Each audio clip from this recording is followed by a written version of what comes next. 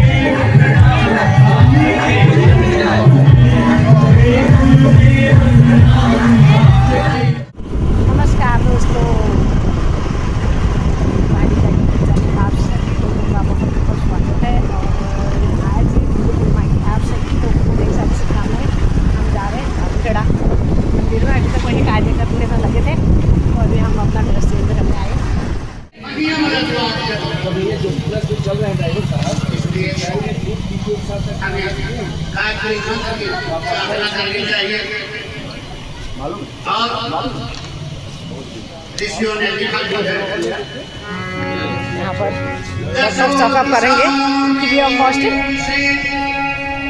गूंज रही जयकार गायत्री छिपली की छाप जपे वहाँ मंत्र बहुत तेरे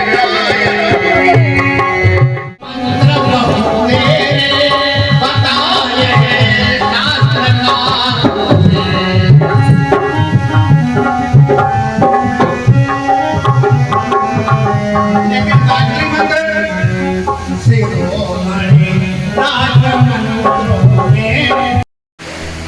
माँ जी शक्ति प्रसन्न हो गई। माँ जी शक्ति ने कहा देखो भगवान,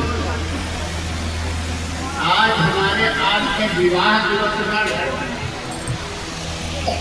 इसलिए हमारी इच्छा है कि कहीं कोई अगर दीन दुखी दिख जाए तो उसका कुछ कल्याण करना। भोलेनाथ ने कहा देखो देवी, पृथ्वी लोक में अनेकों प्रकार के दुर्दर्शन युक्त हैं लोग, उन्हें विवेक नहीं है, ज्ञान नहीं है। अगर हम उन्हें कुछ देना चाहें तो भी उन्हें प्राप्त नहीं होगा। माँ जी शक्ति के कहा भगवान, आप बहानेबाजी बताने में तो बहुत माहिर है। और कहा देवी तुम इस घर को जाओ और इस घर में जितने व्यक्ति होंगे सभी को एक एक प्रसाद मांगना, जो कुछ मांगेंगे अभी तत्काल प्राप्त हो जाएगा, समय मिलेगा। माँ जी शक्ति उस घर में दाखिल हो गई। जब बीच आंगन में पहुंची तो उन्होंने क्या देखा, एक 60 साल की बूढ़ी माँ बैठी सुबह कर रही थी, रो रही थी। और क्या देखा, एक मुनि माता जी से एज में बढ़ा हुआ करीब 65 साल का व्यक्ति एक हाथ में डंडा लिए हुए लड़खड़ा बड़बड़ा रहा था और माता जी को पीट रहा। इसलिए माता जी रो रही। जब वह आज शक्ति उस घर में दाखिल हो गई, रो रही थी, बच रही थी, माँ जी शक्ति पहुंच गई और पूछा, अरे बहन जी क्या बात है, क्यों रो रहे हो, तुम्हें क्या कहते हैं, क्या परेशानी।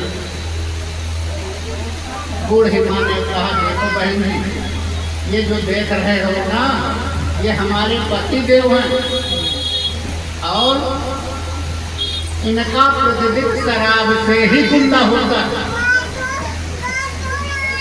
लेकिन आज तो इन्होंने सारी हदें पार कर दी। इनका कहना है कि आज शिवरात्रि का दिन है, इसलिए सारे नशे जम कर देते हैं। और इन्होंने क्या किया, शराब तो पिया ही था, इन्होंने भांग भी खा ली। देख रही हो ना बहन जी, इनके हाथ में लड़खड़ा बड़ा बड़ा आज शक्ति की निगाह मुझ पर भी, अरे बहन जी तुम सुबह रही हो, आज हो रही हो लगता है। और बताया श्याम बाहर तंबाकू जैसी बहनों के साथ में आगे बढ़ गई, आज तक तुम्हें नशा करती। तब तक घर में 3 प्राणी थे, एक लड़का था और वो एक कोने बैठा हुआ सुबह रहा था माता पिता को लड़ते हुए, और 2 उंगलियों में सफेद सफेद दागे धुआ हुआ। माँ जो सच्चे ने कहा, बेटा ये तुम क्या कर रहे हो? और लड़के ने बताया, क्या बताया आंटी जी, मैं पढ़ने जाता था वहां विद्यालय में, साथी लड़कों के साथ में हमारी भी आदत है। अच्छा तुम भी नशा करते? माँ जी सत्य ने कहा, जब शांत हो जाओ, हमारे साथ में ब्राह्मण जी हैं, जो कुछ मांगोगे वो तत्काल प्राप्त हो जाएगा। और चूंकि स्त्रियों के प्रति ज्यादा लगाव होता है, इसलिए बहन जी से कहा पहले तुम जाकर के। वो बहन जी सुबकती हुई चल दी, दूर से ही भोलेनाथ ने देखा, समझ गए ये उसी घर की महिला है जिधर आज सकती है। पास आकर के खड़ी हो गई, सुबह रही थी। भोलेनाथ ने कहा, बहन जी क्या दिक्कत है, क्या परेशानी है? जो कुछ इच्छा हो मांग लो, अभी प्राप्त हो जाएगा। माँ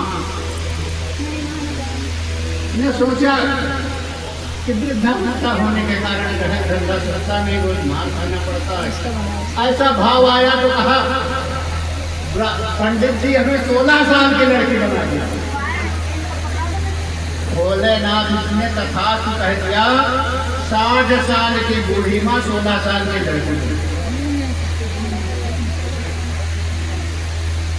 उधर माँ आदिशक्ति ने कहा घर में उस बुढ़े से कि तुम भी क्या करके पंडित जी से कोई वरदान प्राप्त कर लो। वो बुढ़ा भी लड़खड़ाता बड़बड़ाता हुआ डंडा अलग बहाया और घूमता हुआ आया भोलेनाथ जी से, समझ गया ये दिल से लड़का।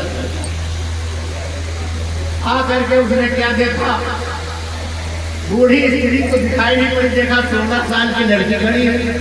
जल खुल करके राहुल हो गया। भोलेनाथ ने कहा, अरे क्यों बेटा लाल पीले हो रहे हो, तुम भी मांग लो जो तुम्हारी इच्छा हो। हाँ पंडित जी अगर आप हमें देना चाहते तो तत्काल दीजिए। जो हमारी बुढ़िया है वो सुअर बन गई। भोलेनाथ ने तथास्तु कह दिया, और जो 60 साल की बूढ़ी माँ 16 साल की लड़की बनी थी, सुअर बन गई। उधर अंदर में घर में वो लड़का बचा, क्योंकि नहीं प्राणी थे। उस लड़के से माँ जी सत्य ने कहा, चलो बेटा तुम भी पंडित जी से वरदान प्राप्त कर लो। वो लड़का भी आया और देखा क्या बूढ़ा पिता तो घूम रहा था, माँ नहीं थी, सुअर घूम रही थी। जिस चबूतरे पर भोलेनाथ बैठे थे, लड़के ने सर पटक दिया, सर पटकने लगा, रोने से लगा। भोलेनाथ ने शांत कराया, कहा बेटा क्या बात है, क्यों इतना परेशान हो रहे हो? तुम भी मांग लो एक वरदान, सब मांगोगे अभी प्राप्त हो जाएगा। लड़के ने कहा, पंडित जी अगर देना चाहते हो तो हमारी माँ को आओ। भगवान भोलेनाथ ने तथास्तु कह दिया। जो 60 साल की बूढ़ी माँ 16 साल की लड़की बनी, 16 साल की लड़की से सुअर बनी, और सुअर से फिर 60 साल की बूढ़ी माँ बनी। तीनों को वरदान देकर के आगे चल दिए। चले जा रहे थे, माँ जी शक्ति से भोलेनाथ ने कहा, देखा कितना बड़ा अनर्थ कर दिया, हमारे 3 के 3 वरदान व्यर्थ चले गए। अगर कोई प्रज्ञावान व्यक्ति होता तो एक वरदान में अनेकों वरदान प्राप्त कर लेता। और अभी इस भारत भूमि में गायत्री महामंत्र के ऐसे साधक पड़े हुए हैं क्योंकि ये ऋषियों की भूमि है। इसमें सती अनुप्रिया जैसी महान सती नारी पैदा हुई, सती सावित्री जैसी ऐसी नारी पैदा हुई जिन्होंने बरबस अपने पति के प्राणों को यमराज से छीन लिया। ऐसी भारत भूमि है, अगर वो चाहेंगे तो वरदान ले करके रहेंगे और जितने चाहेंगे उतने लेंगे। आज हमारे बीच में बहुत हर्ष की बात है, मेदांता जो हॉस्पिटल है वो श्री महेंद्र जी अपनी पूरी टीम के साथ गायत्री प्रज्ञापीठ बाबूपुरा में आए हैं और हम सबके बीच में ऑर्थोपेडिक सर्जन, जनरल फिजिशियन और 2 नर्सिंग स्टाफ सब लोग अपनी अपनी पूरी इक्विपमेंट्स के साथ आए हैं।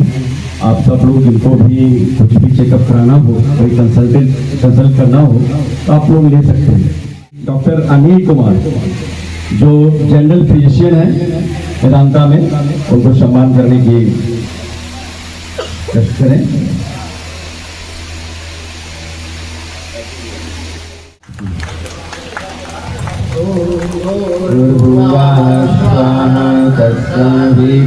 तत्सवितुर्वरेण्यं भर्गो देवस्य धीमहि धियो यो नः प्रचोदयात्।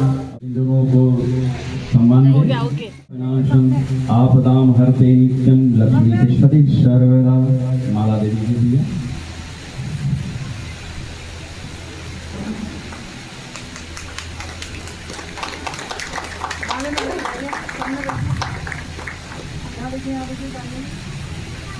और विष्णुति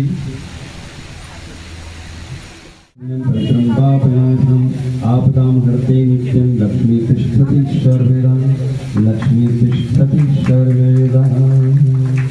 ओम भूर्भुवः स्वाहा तत्सवितुर्वरेण्यम्। आप अपना कॉस्टली समय निकल के आए और हम लोग के बीच में हम लोग बहुत आपके अनुप्रेरित रहेंगे। इसके लिए बहुत बहुत धन्यवाद आप लोगों का।